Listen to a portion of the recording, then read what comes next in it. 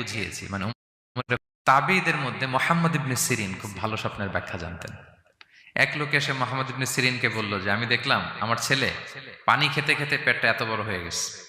এই একই স্বপ্ন আরেকটা লোকও দেখলো, দেখে এক মূর্খের কাছে জিজ্ঞেস করলো। সে বলল, সর্বনাশ, এত বড় পেট হয়ে গেছে, তোমার ছেলে তো মারা যাবে। ঠিকই কদিন পরে ছেলেটা মারা গেল। আর একই স্বপ্ন দেখে এই লোক মুহাম্মদ ইবনে সিরিনকে জিজ্ঞেস করেছিল, উনি বলেছেন যে তোমার ছেলে তো অনেক বড় আলেম হবে। ঠিক তাই হয়েছে, ওই ছেলে অনেক বড় আলেম হয়েছে।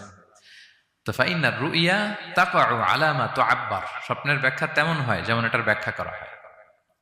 রাসূল সাল্লাল্লাহু আলাইহি ওয়াসাল্লাম একবার স্বপ্নে দেখলেন যে তিনি, ওনাকে দুধ দেয়া হয়েছে, বাটিতে দুধ খাচ্ছেন, পরে আঙ্গুলের ফাঁক থেকে দুধ বেরোচ্ছে।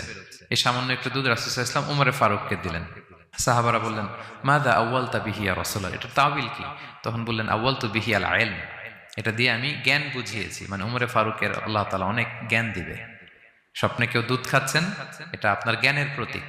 রাসূল সাল্লাল্লাহু আলাইহি ওয়াসাল্লাম স্বপ্নে দেখলেন লোকজন দাঁড়ানো, কারো গায়ের জামা এতটুকু, কারো এতটুকু, কারো হাঁটু পর্যন্ত, আর উমরে ফারুক জামা একেবারে টেনে হিচড়ে যাচ্ছে। তো সাহাবারা বললেন, মাযা আউয়ালতু বিহি ইয়া রাসূলুল্লাহ, এই স্বপ্নের তাওয়িল কি, ব্যাখ্যা কি? রাসূল সাল্লাল্লাহু আলাইহি ওয়াসাল্লাম বললেন, আউয়ালতু বিহি আদ-দীন আত-তাকওয়া, এটা দ্বারা আমি দিনদারি বুঝিয়েছি। মানে উমরে ফারুকের দিনদারি অনেক বেশি। স্বপ্নে কেউ ছোট জামা দেখলে তার দিনদারি কমতেছে, এটার একটা আলামত।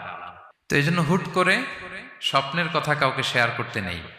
রাসূল সাল্লাল্লাহু আলাইহি ওয়াসাল্লাম ফজরের সালাতের পরে মসজিদে নববীতে সালাম ফিরিয়ে সাহাবাদের দিকে মুখ ফিরিয়ে বসতেন, তাসবিহ পড়তেন, এরপর জিজ্ঞেস করতেন, হাল রাআ আহাদুম মিনকুম আল বারিহাতা রুইয়া, গত রাতে কেউ কোনো স্বপ্ন টপ্ন দেখেছে নাকি? তো তখন সাহাবারা এই স্বপ্ন বলতেন, রাসূল সাল্লাল্লাহু আলাইহি ওয়াসাল্লাম ব্যাখ্যা করতেন। সুবহানাল্লাহ, কত সৌভাগ্যবান ছিলেন তারা। তাহলে স্বপ্ন বলা যাবে নাকি কাউকে? না। খুবই শুভাকাঙ্ক্ষী, আপনার একেবারে ক্লোজ ফ্রেন্ড, তাকে বলতে পারেন। আর অনেক বড় আলেম যিনি ভালো ব্যাখ্যা করতে পারবেন, আপনাকে গাইড করতে পারবেন, তাকে বলবেন। এছাড়া বলা যাবে না। আর খারাপ স্বপ্ন তো বলাই যাবে, আল্লাহ তাআলার কাছে পানা চাইতে হবে। তাহলে ঘুমিয়ে ঘুমিয়ে যেটা দেখি এটা কারোর কাছে বলা যাবে না। আর যেটা পাওয়ার আকাঙ্ক্ষা মানুষকে ঘুমাতে দেয় না, ওইটাও একটা স্বপ্ন। বলে না যে আমার জীবনের স্বপ্ন আমি এটা করবো, এটাও স্বপ্ন। এই ভিশনও শেয়ার করা যাবে না কারোর সাথে। আপনারা তো ব্যবসায়ী মানুষ, টিপস শিখাই দেয় কিছু।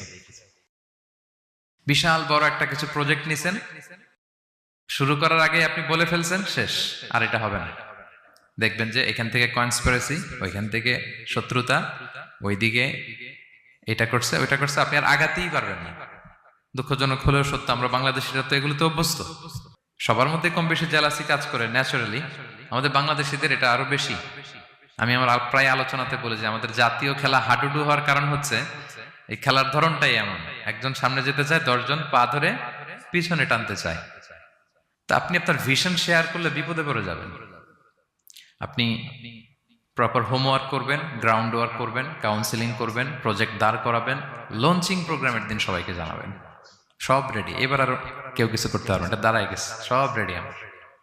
লঞ্চিং জাস্ট একটা ফর্মালিটিস, তারপরে আমার কাজ শুরু হবে। কিন্তু আপনি আগেই যদি সবাইকে জানায় ফেলেন, হবে এটা?